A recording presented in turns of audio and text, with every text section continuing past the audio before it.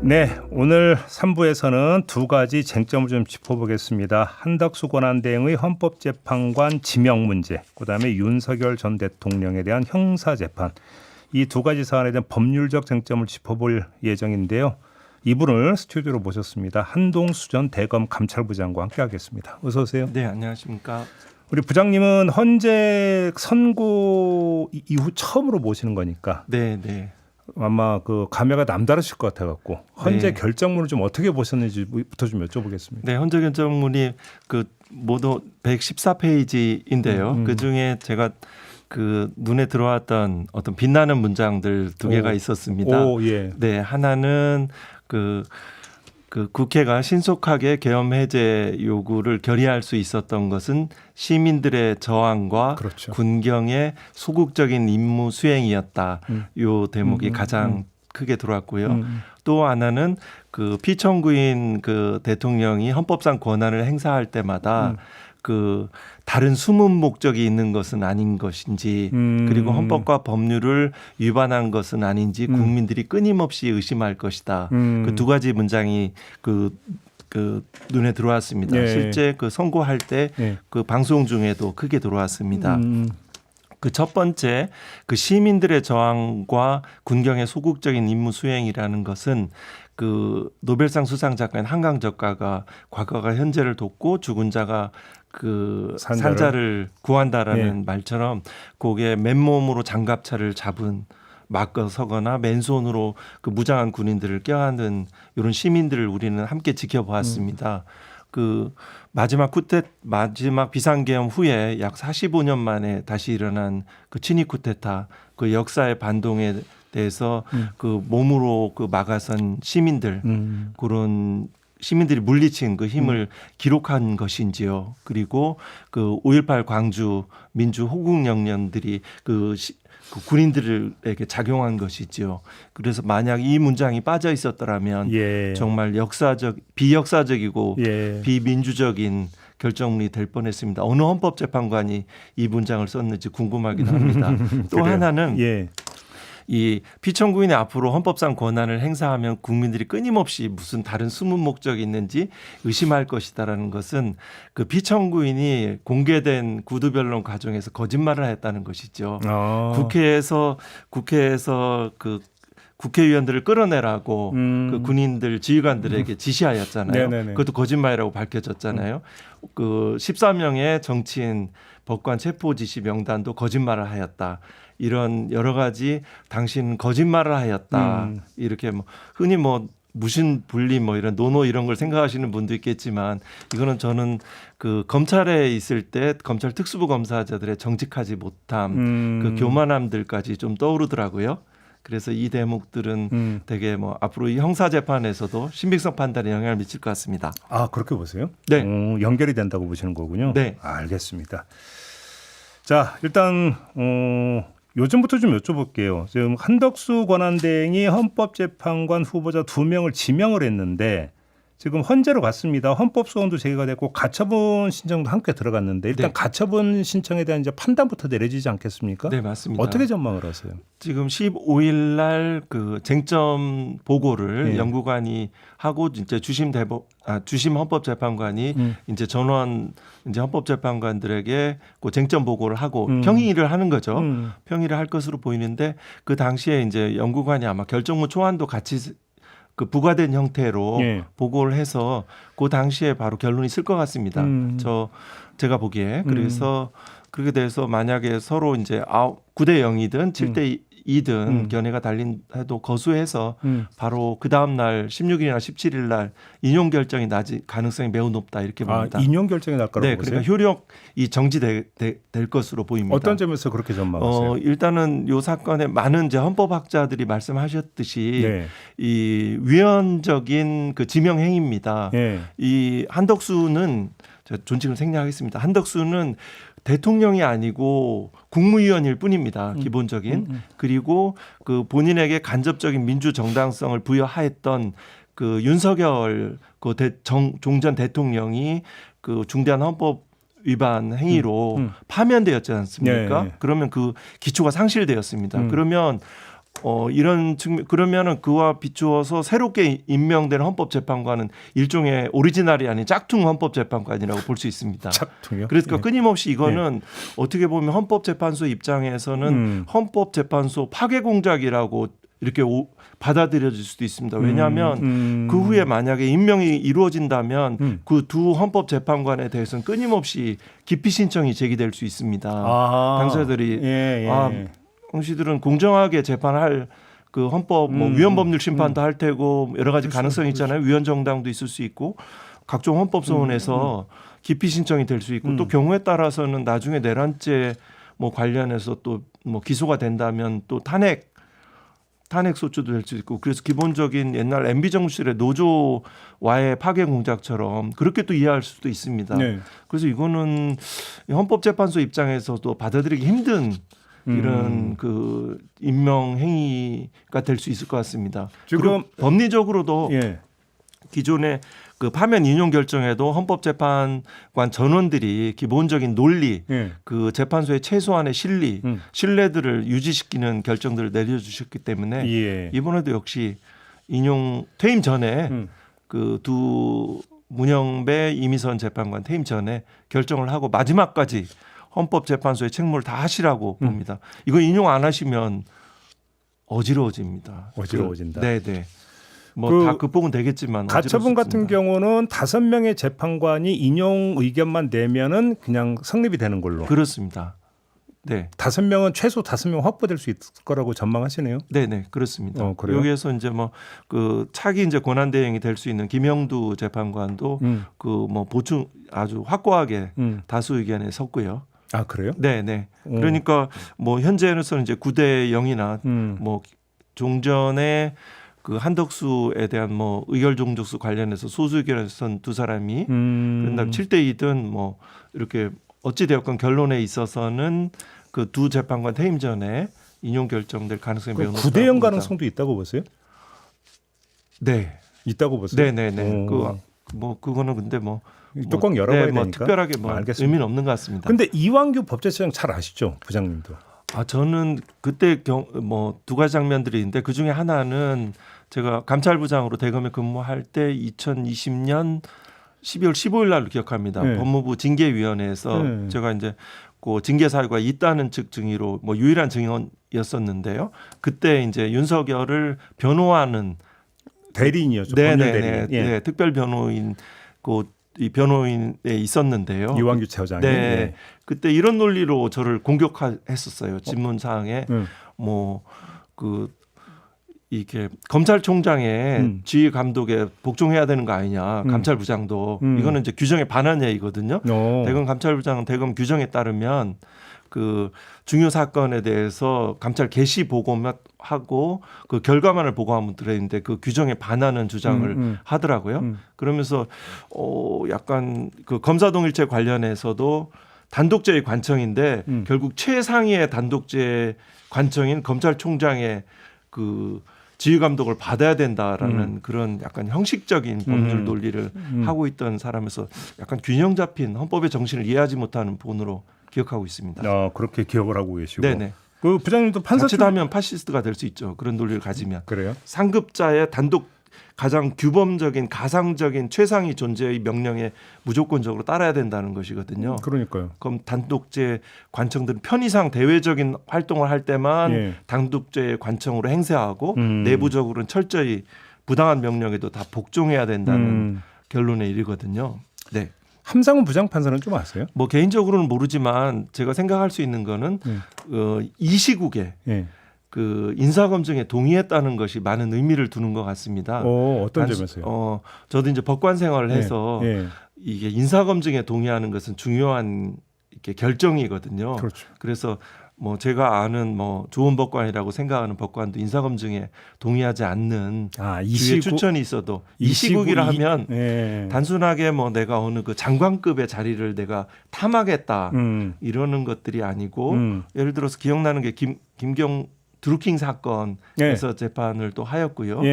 또 한편으로 뭐 약간 이거는 뭐 극단적으로 받아들이기는 객관적으로 받아들이기는 이완규 그 후보자와 지명된 사람과 마찬가지로 윤석열의 전사로 오해할 수 있거든요. 국민들이 실제 이거는 이 시국에 그 인사 검증에 동의했다는 것만으로도 여전히 네. 그럼 이렇게 해석할 많은 수 의미가 있겠네요. 있습니다. 뭐 함상훈 부장판사의 관점에서 본다면 내가 지금 여기서 한덕수 권한대행의 지명을 받아서 헌법재판부에 낸다면 문제가 여러 가지로 발생할 수 있을 거라는 걸 충분히 예상할 수 있음에도 이해하죠. 불구하고 네. 인사검증에 동의를 했다라는 것은 그걸 별로 신경 쓰지 않는다. 않고 아까 말씀드렸듯이 짝퉁 재판관으로 돼서 기피 신청을 받는다 하더라도 그거를 내가 감수하고 어느 입장에 쓰겠다라는 그렇게 해석을 해야 된다.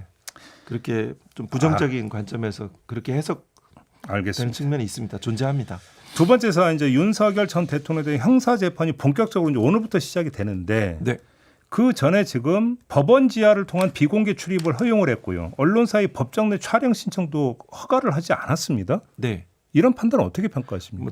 적절치 않다라고 생각합니다. 예. 또 기본적으로 그 재판은 공개되어야 합니다. 그리고 그 이거 좀 내란죄의 피고인인데요. 그렇죠. 내란죄는 뭐 국가적 법익이라고 해서 뭐 국가 존립이나 헌법 질서가 이제 보호법익이라고 하는데 이 실질적인 그 피해자는 국가를 구성하는 국민입니다. 국민들이 마땅히 피해자로서 이 사건의 진행 과정을 공정하게 진행되는지 살펴볼 수 있어야 되고 그 정보를 바탕으로 표현의 자유를 행사할 수 있습니다. 알 권리를 말씀드리는 겁니다. 이런 측면에서도 보장돼야 하고 여태 대통령과 달리 특별히 차별적인 특혜를 부여하는 것이죠. 합리성이 없지요. 그래서 이 부분에 대해서는 현재 뭐 물론 청사 관리는 뭐 고등법원장이 이렇게 하겠지만 재판장의 이런 소송 지휘권 의향들이 그 어떠한 형태로든 간에 그 의향들이 이 반영이 됐다면 더욱 재판의 공정성에 대해서 그 의문을 불러일으킬 수 있습니다. 그래요? 근데 만약에 지하 통로를 이용하게 된다면 어떤 시설을 거치게 되는 거예요? 그 지하 주차장은 뭐 주차장이 이렇게 넉넉지 못해서 뭐 한 예를 들어 10년 차 이상의 판사들만 이용할 수 있도록 주차 공간에 협소해서 그렇기 때문에 그런 공간에 가서 엘리베이터를 타고서 4층에 있는 그 법정에 곧바로 이동할 수가 있습니다. 언론이나 그 국민들에게 피해자들에게 공개되지 않는 거죠. 그렇게 되면 경우에 따라서 과거에는 부끄러운 사법의 역사이지만 그 법관의 법대를 입장할 때 뒤따라서 공판관여가 없어 입장했습니다. 저도 실제 뭐 대전에 홍성 지원장을 근무할 때 제가 갔더니 형사재판을 하는데 검사가 제 뒤를 따라오더라고요. 따라오지 마라. 국민들이 보시기에 어떻겠어요. 검사하고 판사하고 같은 법대로 들어오면 안 되잖아요. 마찬가지로 이게 형사 410조로 대법정에 들어올 때 그 뭐 그럴 리 없겠지만 그 출입문 자체도 일반 피고인과 동등한 위치로 들어와야 될 것 같습니다. 뭐 확인 안 됐지만 뭐 검사 출입문으로 온다든가 뭐 이런 형태가 또 법정에 어느 문으로 들어오느냐도 또 지켜봐야 된다. 그리고 아마 경호원들이 에워싸서 촬영하기 그거는 되게 어려울 것 같습니다. 옛날 공수처 그 한 장면처럼. 그래요? 아니 그러면 전두환, 노태우, 뭐 그다음에 박근혜, 이명박 그러니까 전직 대통령 전부 다 공개됐잖아요. 법정에 선 장면이. 근데 왜 유독 윤석열 전 대통령에 대해서는 왜 이런 결정을 내렸을까요? 그 이유를 어떻게 분석을 하세요? 뭐 하나는 뭐 재판장의 이제 촬영 제한 허가 조치 등을 비추어 보면 재판장이 이 사안의 중요성, 그 국민 주권주의, 민주주의, 국민의 알 권리에 대한 이해가 부족한 것 같습니다. 그래요? 그리고 이거는 뭐냐면 과거에 구속 취소 결정을 하기 전에는 대등재판부였습니다. 지방법원 부장판사끼리 동등하게 재판이었는데 올해 이제 인사가 나면서 사문단이 바뀌면서 30대의 그 3년 된 판사들이 배석으로 보하고 있습니다. 아, 바뀌었습니까? 재판부 구성이? 네, 올해 바뀌었습니다. 오, 그러면서 오. 구속 취소 결정이 나왔고요. 예. 그러면서 결국은 강화된 단독 재판의 형태로 그러니까 직위원 부장 혼자서 예. 사실상 재판을 주도하고 예. 이런 결론을 이끌어가는 형태로 이루어집니다. 그런데 구속 취소 결정에 드러났듯이 지금 국민들이 공정한 재판을 하는 것인지 예. 이 사안의 중요성을 이해하는 것인지 예. 이런 점에 상당한 의문점을 가지고 있습니다. 공정한 재판을 위해서 더욱더 국민들의 그 시선들 그것들을 좀 충분히 이해했으면 합니다. 그래요? 역시 또 직위원 부장 판사가 등장을 하는 거네요. 여기서? 네, 앞으로 뭐 형사 재판이나 예를 들어서 증인 신문이라든가 증인의 채택 여부, 네. 또 증인 신문이 뭐 당장 오늘 출석이 예정된 그 수방사하고 특전사 지휘관 있지 않습니까? 대령 각 대령에 대해서 예를 들어서 피고인이 반대 신문 측에서 압박할 수 있잖아요.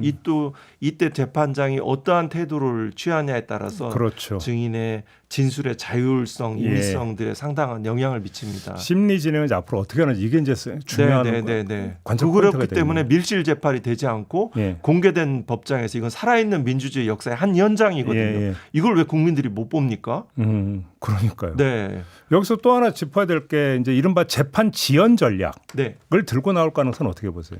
재판 지연 전략은 충분히 이제 이미 대선 개입에 상당한 영향을 미치고자 하는 의사를 분명히 표현했고요. 특히 우려스러운 점은 청년, 네. 서부지검 직전에 일어났던 청년, 뭐 아주 이 세상에서 고통받고 외롭고 이런 청년들인지 모르겠습니다. 사실상 그런 그 상처받은 청년들이 아닐지도 모릅니다. 그런 청년을 대상으로 한 그런 입장 발표가 어떠한 그 부정적인 결과들을 폭력적인 결과로 이루어진 경우들이 추론할 수 있는데요. 예. 이런 측면에서 대선에 개입하고 그래서 이 증인 과정에서 언론을 통한 여러 가지 재판 진행의 위험성은 있어 보입니다.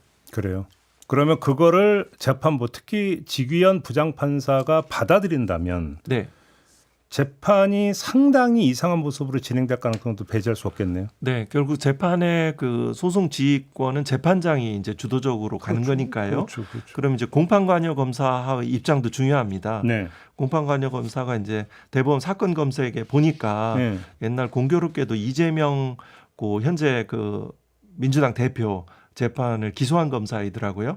그 공판관여 검사가 지금 증인 신청을 해서 적극적으로 소송을 수행을 하겠지만 공판을 이렇게 그 공판관여 검사 이런 사건들은 다 지휘부에 보고되거든요. 네. 검찰 수뇌부. 법정에 나오는 검사 말씀하시는 거죠? 네네네. 그 이런 검사가 이재명 이제 대표직을 네네. 내려놨고 전 네네. 대표를 기소했다. 어떤 건으로 기소했던 검사입니까? 네, 무슨 뭐 형에 관련된 네. 뭐 이런 네네 그런 옛날에 네 구글링을 통해서 보면 확인되는 정보입니다. 예.